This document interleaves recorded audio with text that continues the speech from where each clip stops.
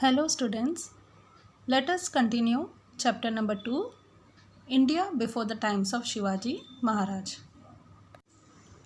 When Emperor Akbar tried to bring India under his control, he had to face very tough struggle by Indian kings, Maharana Pratap, Chand Bibi and Rani Durgavati.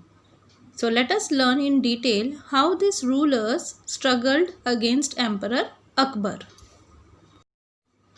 First, we will learn about Maharana Pratap.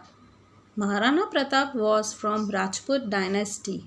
After the death of Uday Singh, Maharana Pratap ascended the throne of Mewar. The brave king of Mewar in Rajasthan fought till the very end against Akbar. He is famous for his courage, self-respect and sacrifice. Next, we will learn about Chand Bibi. Chand Bibi was the daughter of Hussain Nizam Shah of Ahmednagar. When Mughals attacked Ahmednagar, the capital of Nizam Shah's kingdom, in 1595 CE, Chand Bibi bravely defended the fort. She fought so bravely that the Mughals could not win the fort of Ahmednagar till she was murdered by her own people, by the Sardars of Nizam Shahi's kingdom. There was an internal strife among the Sardars in Nizam Shahi's kingdom which resulted into the murder of Chand Bibi. Later, the Mughals captured the fort of Ahmednagar, but the Mughals could not bring the entire kingdom of Nizam Shahi under their control. Next, we will learn about Rani Durgavati. Rani Durgavati was the queen of Gondwana. She was born in the Chandel Rajput dynasty. Gondwana can be broadly said to comprise the eastern part of Vidarbha, part of Madhya Pradesh to its north, the western part of today's Chhattisgarh, northern part of Andhra Pradesh and the west part of Odisha.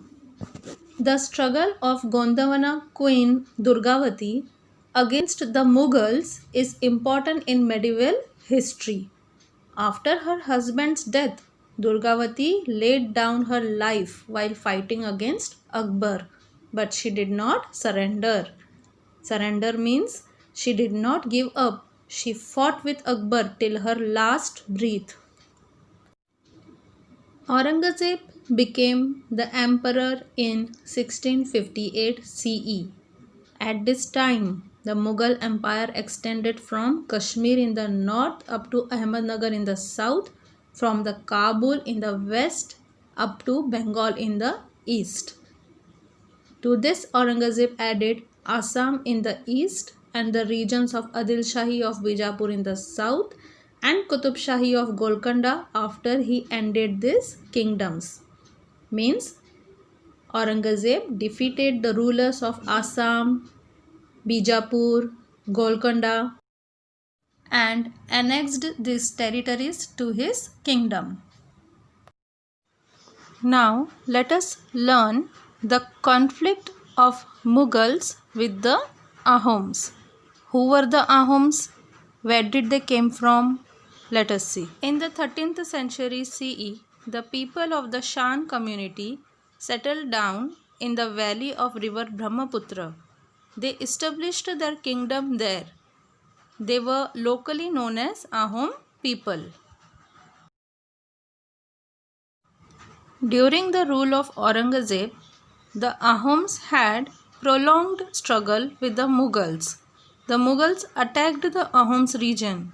The Ahoms united themselves under the leadership of Gadadhar Sinha. Commander Lachit Borphukan gave an intense battle against the Mughals. Means he fought very bravely against the. It became impossible for Mughals to create a strong base in Assam. Now let us see the conflict of Mughals with the Sikhs. Guru Tegh Bahadur, the 9th Guru of the Sikh, protested strongly against Aurangzeb. Aurangzeb imprisoned him and beheaded him. Beheaded means to cut off the head in 1675 CE. After Guru Tegh Bahadur, Guru Gobind Singh became the Guru of Sikh. Guru Gobind Singh organized the Sikh youths into a fighting force called the Khalsa Dal. Their headquarters were at Anandpur. Aurangzeb sent his army to fight the Sikh. His army attacked Anandpur. Although the Sikh fought fiercely, but they did not succeed in this battle. After that, Guru Gobind Singh came to the Deccan in 1708 CE. There was an attempt on his life when he was at Nanded. Attempt means attack. And due to this attack, Guru Gobind Singh died. Next, we will learn about the conflict of Mughals with the Rajputs. Aurangzeb could not obtain the cooperation of Rajputs. After the death of Rana Jaswant Singh of Marwar, Aurangzeb annexed his kingdom to the Mughal Empire. But Durgadas Rathod wanted to preserve the rule of Rathod dynasty over Marwar. Therefore, he made Jaswant Singh's minor son Ajit Singh as the king of Marwar. Durgadas Rathod fought hard against the Mughals. Aurangzeb sent Prince Akbar to Marwar to crush the resistance of Durgadas. Akbar, the son of Aurangzeb, joined hands with Rajputs and rose in revolt against his own father Aurangzeb. Durgadas Rathod continued this struggle against the Mughals for the existence of Marwar with the help of Marathas of Maharashtra. Next, we will learn conflict of Mughals with the Marathas.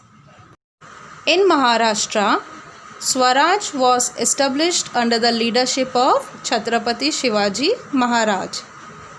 Chhatrapati Shivaji Maharaj had to fight the Mughals for the longer period of time. After the death of Chhatrapati Shivaji Maharaj, Aurangzeb came down to the Deccan with the intention of conquering the whole of South India. But the Marathas fought very bravely with Aurangzeb and defended their independence.